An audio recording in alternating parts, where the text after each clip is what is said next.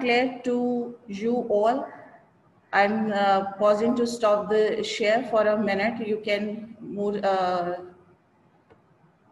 You can write your questions in chat box. I return in a moment. A file save video. Right. Right.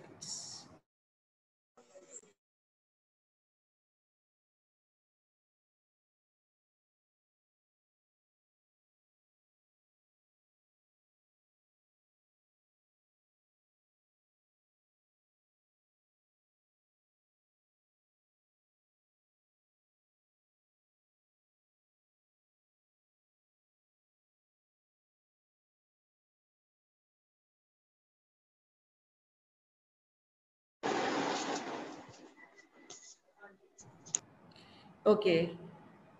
I have admitted two more persons. Asad has joined us. Okay. Right.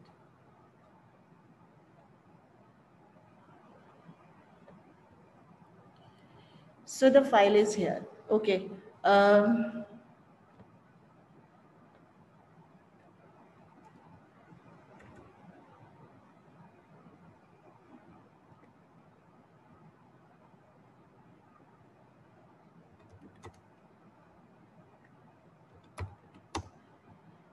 Right, students. So we have created a file and we have saved it on the desktop. Now, I want to tell you something about the structure of the basic program here. There are some rules which are there in the program here in the file.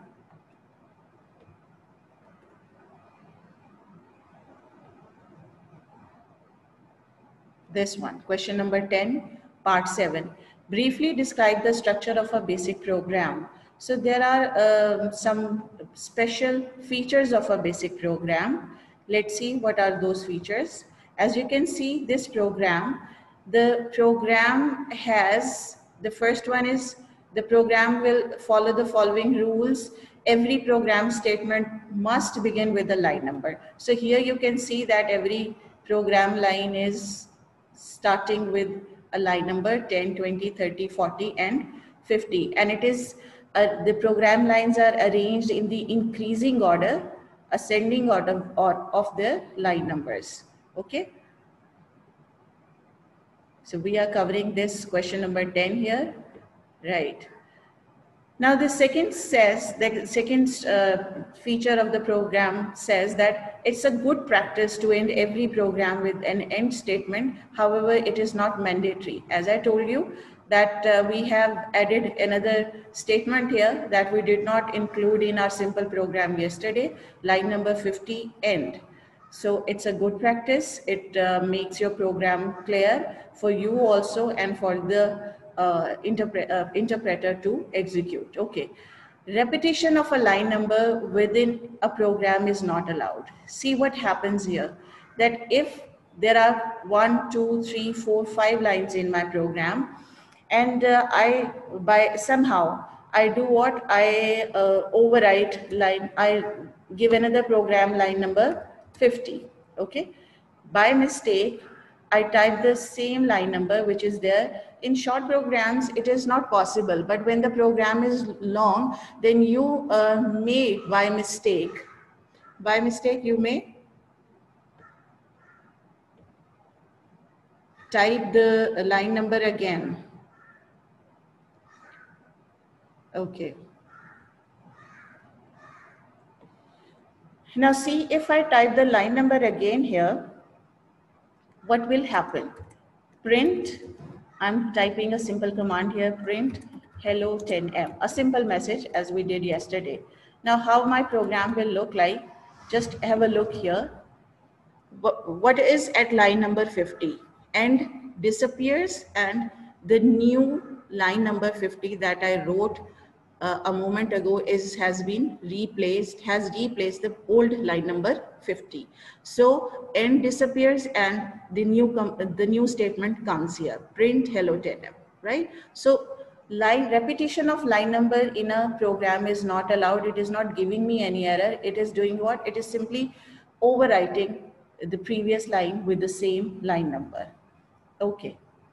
So the next feature of the basic command says that two lines can be written on the same, two statements can be written on the same line, but they must be separated by a column. How can we do that? Let me show you this one. Two or more statements can be written on the same line, but must be separated by a column. How are we going to do it? Suppose that I have written line number 50 and I do not want to add line number 60 for end. I want to, end is quite a small statement. I know that my program has ended here. I want to join the line number there. I'm going to edit line 50. Okay, this line number 50 is here. What I'm going to do is, at the end of this line, I'm going to put a colon here and then I will write end. Okay.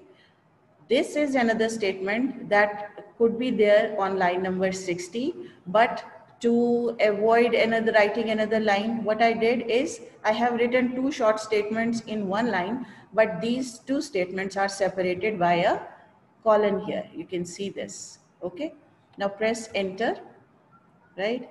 And CLS for clear the screen. Now F1 to list your program lines here. So this is how our program now looks. Okay. The next part of the structure of the basic program that is given on page number 15 of your book says that in basic, variables can be used without declaration. Now, what does it mean? Variables are declared in other languages before they are used. We have used variables here. How many variables? This is variable n that we have used here, and this is variable s. I have not told that what is the data type for this variable n or this variable s. It means what? It means that data type means that what kind of data is going to be input in GW basic program. So for the data type that we are going to cover in detail in the next class, it is given on page number 18, 2.7.2 type declaration characters. There are 4 types given for your data types that are provided by basic language, GW basic. These may vary from, the data types may vary from language to language.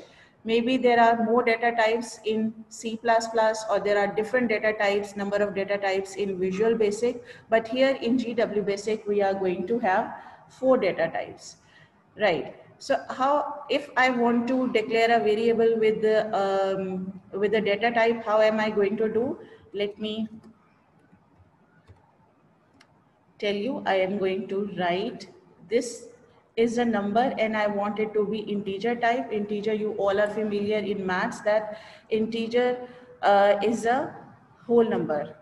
Okay, a value can be positive or negative and zeros are there in the set of integers. So this percentage sign declares that n is specially now of integer type.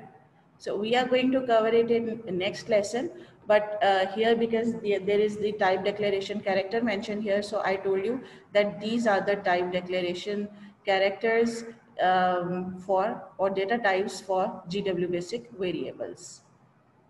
Okay. Now the next says that we do not need to, this point 5 says that in basic variables can be used without declaration as we have used already. But how would you use it? I have shown you. The point number 6 says in a basic program, the appearance of the program does not matter. For example, in program line number 90 can appear from line number 60. However, the program statements will always be executed